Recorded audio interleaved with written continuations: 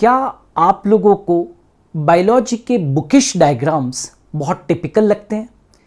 क्या आप उनको एग्जाम्स के अंदर बहुत अच्छे से प्रेजेंट नहीं कर पाते हैं? क्या उस कारण आप लोगों के मार्क्स कट हो जाते हैं? क्या आपको ऐसा लगता है कि कुछ ऐसा इजीएस्ट वे आपको मिल जाए जिससे कि आप डायग्राम को बहुत इजी वे के अंदर आप वहां पर डिस्क्राइब कर सके? तो yes, now it is possible, because हम आप लोगों के लिए लेकर आए हैं एक बायोलॉजी की डायग्राम सीरीज जिसके अंदर हम लोग बायोलॉजी के सभी टिपिकल डायग्राम्स को बहुत बहुत आसान तरीके से हम लोग यहां पर डिस्क्राइब करेंगे। हम उसकी लेबलिंग भी करेंगे और हम उस डायग्राम का डिस्क्रिप्शन भी देंगे। तो आइए, बायोलॉजी की इस डायग्राम सीरीज के अंदर आपका स्वागत है, जिसमें कि हम आपको हर एक वीडियो के अंदर एक बायोलॉजी का कॉम्प्लेक्स डायग्राम, बहुत टिपिकल डायग्राम को हम सिंपल और इजी वे में एक्सप्लेन करेंगे। तो चलिए शुरू करते हैं आज की इस बायोलॉजी डायग्राम सीरीज के अंदर एक इंपॉर्टेंट टिपिकल डायग्राम जो आप लोगों को सबको कॉम्प्लेक्स लगता है, and that is human eye. So start करते हैं दोस्तों। Human eye, as you know very well, human eye जो होती है it is actually covered by 3 layers. सबसे जो पहली लेयर होती है उसको हम लोग फाइब्रस ट्यूनिक कहते हैं। दूसरी जो लेयर होती है उसको हम लोग वेस्कुलर ट्यूनिक कहते हैं, और जो थर्ड लेयर होती है that is known as retina. तो चलिए शुरू करते हैं हम लोग कि सबसे पहले आउटसाइड से इनसाइड, बाहर से अंदर की तरफ ये 3 लेयर्स कैसे प्रेजेंट होती है। तो बड़ा सिंपलेस्ट वे के अंदर हम लोग डायग्राम को यहां पर डिस्क्राइब करेंगे। हम डिस्क्रिप्शन भी आप लोगों को यहां पर देंगे। So let's start. हम लोग यहां पर एक डायग्राम बनाते हैं ह्यूमन आई का, बिल्कुल सिंपलेस्ट वे के अंदर यहां पर हम एक डायग्राम बना रहे हैं। से फॉर मैंने यहां पर एक लेयर बनाई है, ठीक है। अब ये जो लेयर है दोस्तों, इसको हम लोग बोलते हैं that is the fibrosa tunic और फाइब्रस ट्यूनिक लेयर। और फाइब्रस ट्यूनिक लेयर के 2 पार्ट्स हैं। सबसे आउटर मोस्ट जो पार्ट है स्क्लेरोटिक लेयर होती है, और इस स्क्लेरोटिक लेयर का जो एंटीरियर पार्ट होता है उस एंटीरियर पार्ट को हम क्या कह देते हैं? कॉर्निया कह देते हैं। ऑलराइट, तो जो फाइब्रस ट्यूनिक लेयर है, the fibrous tunic layer is composed of sclerotic layer और कॉर्निया। यानी कि हम यदि एक दूसरे कलर से हम लोग इस कॉर्निया को शो कर लें तो आपको जल्दी से चीजें समझ में आएगी। से फॉर मैंने कॉर्निया को ग्रीन कलर से यहां पर शो किया है। तो स्क्लेरोटिक लेयर जो है उसका एंटीरियर पोर्शन होता है, यानी कि फाइब्रस ट्यूनिक लेयर का जो एंटीरियर पोर्शन होता है that is known as the cornea. और ये जो पोस्टीरियर रीजन होता है उस जो कि फाइब्रस टिश्यू का बना होता है। किसका बना होता है? Which is made up of fibrous tissue. उसको हम लोग दोस्तों क्या कहते हैं? स्क्लेरोटिक लेयर कहते हैं। तो this is the outermost layer. ये कौन सी लेयर है? This is the outermost layer. Alright, outer most layer, fine. चलो, नाउ ये जो कॉर्निया है इसके ऊपर एक एपिडर्मिस का फोल्ड होता है। कॉर्निया के ऊपर एपिडर्मिस का क्या होता है? एक फोल्ड होता है। और ये जो फोल्ड होता है ये कौन सा होता है? ये देखो, यहां पर एपिडर्मिस का एक फोल्ड है, and this epidermis fold over and above the cornea is called as conjunctiva. इस फोल्ड को हम लोग क्या कह देते हैं? कंजक्टाइवा कह देते हैं। Is it clear? Now sclerotic layer के नीचे की तरफ सेकेंड लेयर आई की प्रेजेंट होती है, which is also called as vascular tunic, जिसको हम वेस्कुलर ट्यूनिक भी कहते हैं। और ये जो लेयर है दिस इज द लेयर, ये यहां पर इस तरीके से एक लेयर है, ऐसे, right. This layer, which is called as the vascular tunic layer, vascular tunic layer जो होती है, this one, vascular tunic layer. इस वेस्कुलर ट्यूनिक लेयर के 3 पार्ट्स होते हैं। पोस्टीरियर पार्ट जो होता है इसका, the posterior part of this vascular tunic layer is called as the choroid layer. इसको हम क्या कहते हैं? कोरोइड लेयर कहते हैं। और इसका जो एंटीरियर पार्ट होता है, राइट, वेस्कुलर ट्यूनिक का पोस्टीरियर पार्ट जो होता है वो कोरोइड लेयर है। इसका एंटीरियर पार्ट जो होता है, जो कॉर्निया के थोड़ा सा पीछे की तरफ होता है, कॉर्निया के पीछे की तरफ होता है, and that is called as the ciliary body. That is called as what? The ciliary body, right. तो ये वाला जो पोर्शन है, दिस पोर्शन जिसको मैं ये वाइट कलर से मार्क कर रहा हूं, इस पोर्शन को हम क्या कह देते हैं? व्हाट वी कॉल, हम इसको क्या कहते हैं? Ciliary body. This is ciliary body. और इस सीलियरी बॉडी के अंदर कुछ स्पेशल स्मूथ मसल्स होती है जिनको हम सीलियरी मसल्स कहते हैं। ये सीलियरी मसल्स जो होती है वो स्मूथ मसल्स है, ठीक है। और थर्ड पार्ट जो है, वेस्कुलर ट्यूनिक लेयर के 3 पार्ट्स होते हैं। Number 1 part is choroid layer, posterior choroid layer. Second part जो होता है वो सीलियरी बॉडी है। और उसका जो थर्ड पार्ट होता है, which is the third part, और वो जो थर्ड पार्ट है उसको हम लोग क्या कह देते हैं? What we call it is, ये वाला जो पार्ट तुमको दिख रहा है, ये वाला part, this part is called as iris. This part is called as iris. हमारा जो वेस्कुलर ट्यूनिक लेयर का जो ये पार्ट है आई का, it is called as the pigmented layer. ये जो लेयर है वो कौन सी लेयर है? This is the pigmented layer of eye. This is the pigmented layer of eye. याद रखोगे, ये वाली जो लेयर होती है वो आई की पिगमेंटेड लेयर होती है। क्लियर? तो सबसे बाहर की तरफ जो लेयर होती है that is called as the sclerotic layer. और जो मिडिल वाली लेयर होती है, मिडिल वाली लेयर होती है, इसको हम लोग वेस्कुलर ट्यूनिक लेयर कहते हैं। ये पिगमेंटेड लेयर होती है। और इसको दोस्तों वेस्कुलर ट्यूनिक लेयर इसलिए कहते हैं because it is having rich supply of blood. इसके अंदर ब्लड की बहुत ज़्यादा सप्लाई होती है। और इसको फाइब्रस ट्यूनिक लेयर क्यों कहते हैं? Why the outermost layer is called as fibrous tunic? क्योंकि फाइब्रस ट्यूनिक के अंदर क्या प्रेजेंट होता है? फाइब्रस टिश्यू प्रेजेंट होता है। क्लियर है? नाउ वेस्कुलर ट्यूनिक का जो एंटीरियर पार्ट के अंदर 2 पार्ट्स हैं, एक सीलियरी बॉडी है और थर्ड पार्ट कौन सा है? आइरस है। नाउ ये जो सीलियरी बॉडी होती है ये लेंस के शेप को कंट्रोल करती है। लेंस के शेप को कंट्रोल करती है। जैसे कि जब आप नियर बाय ऑब्जेक्ट्स को देखते हैं, जब आप किताब को पढ़ते हो तो आप नियर बाय ऑब्जेक्ट्स को जब आप देखते हो तो आपका लेंस कॉन्वेक्स हो जाता है। तो ये जो लेंस कॉन्वेक्स हुआ है ये just and just ciliary body की मसल्स जो है, जिसको हम सीलियरी मसल्स कहते हैं, उनके कॉन्ट्रैक्शन से ऐसा होता है। आप दोस्तों यूं भी कह सकते हैं कि लेंस के फोकल लेंथ को, फोकल लेंथ ही सबसे इंपॉर्टेंट होता है ना। आप दूर की चीज़ों को या पास की चीज़ों को कैसे देख पाते हैं? क्योंकि आपकी आईज एकोमोडेट करती है, राइट, फार की चीज़ों को देखने के लिए और नियर बाय ऑब्जेक्ट्स को देखने के लिए। तो सीलियरी बॉडी की सीलियरी मसल्स आपके लेंस के फोकल लेंथ को भी क्या करती है? सेट करती है। अब क्वेश्चन ये राइज होता है कि आखिर लेंस कहां पर है? लेंस है कहां पर? तो हम आपको बताते हैं कि लेंस कहां पर है।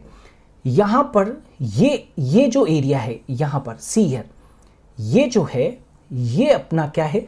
लेंस है। This is what? लेंस। मैं मार्क कर देता हूं कि ये लेंस है। और लेंस सीलियरी बॉडी से लेंस जो है वो सिलियरी बॉडी से किससे अटैच रहता है, ये देखो, ये यहां पर सिलियरी बॉडी से अटैच्ड है lens. Clear, lens is attach to ciliary body यहां पर with the help of suspensory ligament. यहां पर दोस्तों एक लिगामेंट होता है और इस लिगामेंट को हम क्या बोलते हैं, सस्पेंसरी लिगामेंट। सस्पेंसरी लिगामेंट, ठीक है, सस्पेंसरी लिगामेंट। तो लेंस के शेप को, उसके फोकल लेंथ को, आईज के अंदर एकोमोडेशन करने को कौन रिस्पॉन्सिबल होती है, सिलियरी बॉडी की सिलियरी मसल्स। और ये जो लेंस है, राइट, वो भी आपको पोजीशन दिख रही होगी। ऑलराइट, नाउ यहां पर आइरस के बीच में, आइरस के बीच में एक ब्लैक होल होता है। आइरस के बीच में एक ब्लैक होल होता है जिसको कि हम क्या बोलते हैं, प्यूपिल कहते हैं। ठीक है, ये प्यूपिल जो है वो हमारी आईज का एक ब्लैक होल है। इसी से लाइट जो होती है, इसी से लाइट हमारे अंदर एंटर करती है, आईज के अंदर एंटर करती है। प्यूपिल की साइज को रेगुलेट करना, प्यूपिल की साइज को रेगुलेट करना, ये किसका काम होता है दोस्तों, आइरस का काम होता है। प्यूपिल की साइज को क्या करना, कंट्रोल करना, ये आइरस के हाथ में होता है। Is it clear not. रात के समय कम लाइट के अंदर प्यूपिल ब्रॉड हो जाती है और दिन के समय में तुमको कोई बिल्कुल सनलाइट के सामने कहे कि सीधा खड़े हो जाओ तो तुम्हारी प्यूपिल की साइज जो होती है वो क्या हो जाती है, कम हो जाती है। Is it clear. तो प्यूपिल की साइज को रेगुलेट करने का काम आइरस का है और लेंस के शेप को रेगुलेट करने का जो काम है वो सिलियरी बॉडी की सिलियरी मसल्स का है। तो अभी जो हम लोग बात कर रहे थे वो ये वेस्कुलर ट्यूनिक की बात कर रहे थे। ऑलराइट, नाउ अब मैं एक और चीज़ यहाँ पर बता देना चाहता हूँ कि आपको एक और चीज़ बहुत बहुत इंपॉर्टेंट है जो सभी को आनी चाहिए, और वो ये है कि यहाँ पर दो चैम्बर्स हैं। ठीक है, एक एंटीरियर चैम्बर होता है, ट्राई टू अंडरस्टैंड इट। एक चैम्बर जो होता है उसको अपने क्या बोलते हैं, एंटीरियर चैम्बर, समझना। एक होता है एंटीरियर चैम्बर। एंटीरियर चैम्बर कहां से कहां पर होता है, cornea to iris, cornea to iris, समझ में आ रहा है।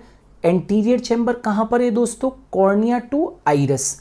और एक और चैम्बर होता है यहां पर, राइट, और उसको हम बोलते हैं पोस्टीरियर चैम्बर, पोस्टीरियर चैम्बर। और पोस्टीरियर चैम्बर किसके बीच में होता है, it is found between iris and lens. ठीक है, पोस्टीरियर चैम्बर किसके बीच में है, आइरस एंड लेंस के बीच में है। और एंटीरियर चैम्बर किसके बीच में है, तो वो कॉर्निया एंड आइरस के बीच में है। Clear. Now both anterior chamber and posterior chamber को हम टुगेदर एक्वस चैम्बर मानते हैं। राइट, ये जो दोनों चैम्बर्स है ना, एंटीरियर चैम्बर और पोस्टीरियर चैम्बर, बेसिकली ये हमारे आईज के, ये हमारे आईज के कौन सा है, ये एक्वस चैम्बर है, एक्वस चैम्बर है। राइट, ये क्या चीज है, एक्वस चैम्बर है, एक्वस चैम्बर। और एक्वस चैम्बर के अंदर क्या भरा रहता है, एक्वस ह्यूमर भरा रहता है। एक्वस चैम्बर के अंदर एक लिक्विड सब्सटेंस भरा रहता है। एक्वस चैम्बर के अंदर एक बिल्कुल वाटरी फ्लूइड भरा रहता है जिसको हम लोग एक्वस ह्यूमर कहते हैं। फाइन, तो ये चैम्बर्स भी आप लोगों को ध्यान रखने। नाउ अब हम लोग आईज की सबसे इंपॉर्टेंट लेयर के ऊपर आ जाते हैं और उस लेयर का नाम है रेटिना। नाउ अब हम किसके ऊपर आ रहे हैं, we are coming to the very important layer of the eye and that is called as the retina, है ना। यहां पर आ रहे हैं हम लोग। ये जो लेयर है, दिस लेयर, ये बिल्कुल सिंपलेस्ट डायग्राम है और इसको हम क्या कह देते हैं, रेटिना कह देते हैं। Retina is important for image formation. Retina is important for image formation. इस रेटिना के अंदर क्या बनती है, एक इन्वर्टेड इमेज बनती है। इमेज तो बनती है इन्वर्टेड, लेकिन आपको दिखाई देता है सीधा, ठीक है। तो रेटिना के अंदर इमेज बनती है।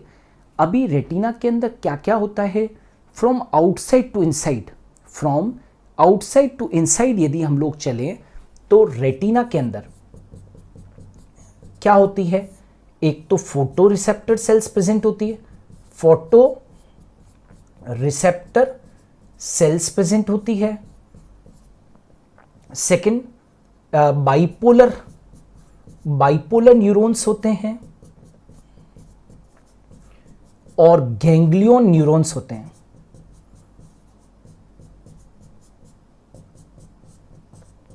राइट, क्या कहा मैंने, रेटिना के अंदर आउटसाइड से इनसाइड, बाहर से अंदर की तरफ क्या क्या प्रेजेंट होते हैं, फोटो रिसेप्टर सेल्स प्रेजेंट होती है, बाइपोलर न्यूरॉन्स होते हैं और गैंग्लियोनिक न्यूरॉन्स होते हैं। राइट, अब हम तुमको ये बताते हैं कि ये जो दोस्तों फोटो रिसेप्टर सेल्स होती है वो दो तरीके की होती है, एक होती है रॉड्स और एक होती है कोन्स, एक होती है रॉड्स और एक होती है कोन्स। हम रॉड्स जो होती है उनके कारण हम डिम लाइट के अंदर देख पाते हैं, जबकि कोन्स जो होते हैं वो ब्राइट लाइट में देखने के लिए होते हैं। So photoreceptor cells are of two types, photoreceptor cells are of two types, rods and cons.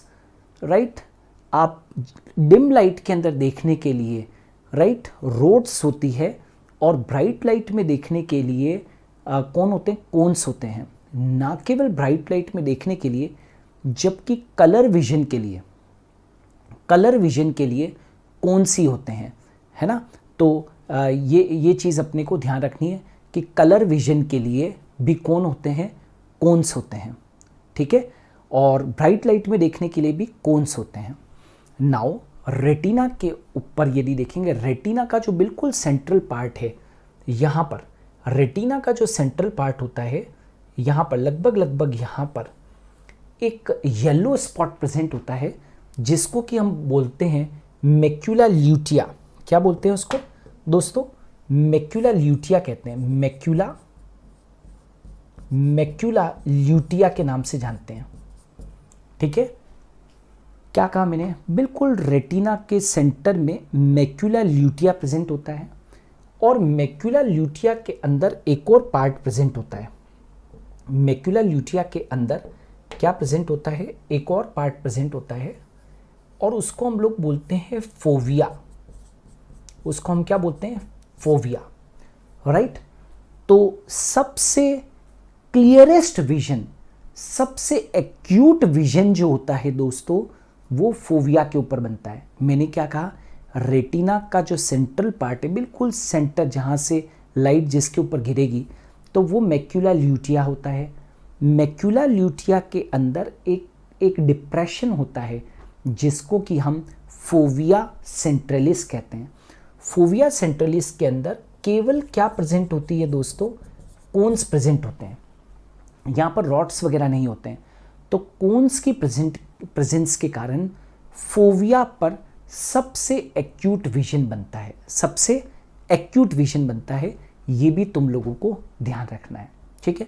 अच्छा, जब आईज के स्ट्रक्चर की बात हो रही है, आईज के स्ट्रक्चर की बात हो रही है, तो यहाँ पर एक और चीज़ प्रेजेंट होती है जो कि आपको सब लोगों को आइडिया होना चाहिए, and that is known as, उसको हम क्या बोलते हैं, we call it as blind spot, we call it as blind spot. जैसे एक मैक्यूला ल्यूटिया और फोविया है ना, जहाँ पर सबसे एक्यूट विजन बनता है और जहाँ पर कि केवल कोन्स होते हैं, ब्लाइंड स्पॉट दोस्तों ऐसा जगह है, ऐसा एक पॉइंट है ब्लाइंड स्पॉट, है ना, जहाँ पर कि रॉड्स और कोन्स दोनों ही नहीं होते हैं, रॉड्स भी नहीं होती है और कोन्स भी नहीं होती है। उस स्पॉट को हम क्या कह देते हैं, ब्लाइंड स्पॉट कह देते हैं। ऑलराइट, और यहाँ से आईज से एक नर्व भी निकलती है और उस नर्व को आईज से निकलने वाली नर्व को हम जानते हो क्या कह देते हैं, we call it as optic nerve, we call it as what, optic nerve. याद रखोगे क्या कहा है मैंने, आईज से एक नर्व निकलती है जो सीधा मैसेज को कहाँ पे लेके जाती है, ब्रेन के अंदर, है ना। देखते तुम आंखों से हो, देखते हो तुम आईज से, लेकिन किसी का भी रिकॉग्नाइजेशन जो करते हो, किसी की भी पहचान जो करते हो तुम, वो किसके कारण करते हो तुम, ब्रेन के कारण। तुमको ऐसे क्लिक होता है ना, इसको मैंने कहीं देखा था। तो ऑप्टिक नर्व्स आईज से जैसे ही आप उस ऑब्जेक्ट को, उस पर्सन को देखते हो, तो ऑप्टिक नर्व से सीधा के सीधा जो मैसेज है, राइट, वो कहाँ पर जाता है, सीधा ब्रेन के अंदर जाता है। और ब्रेन के कारण ही आप उस पर्सन को क्या कर पाते हैं, रिकॉग्नाइज कर पाते हैं। ठीक है, अब एक और चीज़ देखनी है आपको। जैसे कि अभी मैंने बताया था, कॉर्निया से लेकर लेंस के बीच में, कॉर्निया से लेकर लेंस के बीच में क्या था, एक्वस चैम्बर था। क्या था, aqueous chamber. And that aqueous chamber was filled with a watery fluid called as aqueous humor, and this aqueous chamber was again divided into two parts, anterior chamber and posterior chamber. anterior chamber जो था वो cornea से लेकर और कहाँ तक था, cornea से लेकर और आइरिस तक था। और पोस्टीरियर चैम्बर जो था वो आइरिस से लेकर और लेंस के बीच में था, आइरिस से लेकर और लेंस के बीच में था। क्लियर है, ऑलराइट। अब वैसे ही लेंस से लेकर और रेटिना के बीच में, लेंस से लेकर और रेटिना के बीच में, लेंस टू रेटिना, है ना, लेंस से लेकर रेटिना तक। तो लेंस से लेकर रेटिना के बीच में क्या होता है, तो you must know this thing कि लेंस से लेकर रेटिना के बीच में एक थोड़ा जिलेटिनियस सब्सटेंस होता है, जिसको कि हम यहाँ पर विट्रस चैम्बर कहते हैं। यहाँ पर एक चैम्बर होता है विट्रस चैम्बर। विट्रस चैम्बर किसके बीच में है, vitreous chamber is found between lens and retina. और विट्रस चैम्बर के अंदर जो फिल्ड रहता है, जो फ्लूइड फिल्ड रहता है, that is called as vitreous. उसको हम क्या कह देते हैं, we call it as vitreous humour. ठीक है, तो where is vitreous chamber found, it is found between lens and retina. It is found between lens और रेटिना के बीच में विट्रस चैम्बर है, और उसके अंदर थोड़ा सा जेली लाइक सब्सटेंस जो है वो भरा हुआ है, और वो कौन सा है, विट्रस ह्यूमर है। Is it clear. तो ये जो है वो आप लोगों को मालूम होना चाहिए, है ना। और एक कैनाल भी होती है आईज के अंदर, मैं बता देना चाहता हूँ। आईज के अंदर एक कैनाल भी होती है जिसको हम कहते हैं श्लेम कैनाल, SCHLEMN, है ना, कैनाल ऑफ श्लेम। श्लेम कैनाल का काम होता है कि जो ये एक्वस ह्यूमर होता है ना, इस एक्वस ह्यूमर को यहाँ से क्या कर देना, ड्रेन करना। एक्वस ह्यूमर को ड्रेन करके और कहाँ पर लेके जाना, ब्लड के अंदर लेके जाना। एक्वस ह्यूमर को ड्रेन करके और ब्लड में डालना, ये वर्क होता है श्लेम कैनाल का। ऑलराइट, तो यहाँ पर दोस्तों हम लोगों ने आईज की सारी के सारी जो लेयर्स है वो पढ़ी। स्क्लेरोटिक लेयर यानी कि फाइब्रस ट्यूनिक, मिडिल वाली जो लेयर थी, जो कलरफुल लेयर थी, पिगमेंटेड लेयर थी, वेस्कुलर ट्यूनिक, और सबसे जो इनरमोस्ट लेयर थी उसका नाम क्या था, रेटिना, जहाँ पर कि इन्वर्टेड इमेज बनती है। रेटिना के अंदर हमने बताया कि उसके अंदर फोटो रिसेप्टर सेल्स प्रेजेंट होती है, बाइपोलर न्यूरॉन्स होते हैं और गैंग्लियोनिक न्यूरॉन्स होते हैं।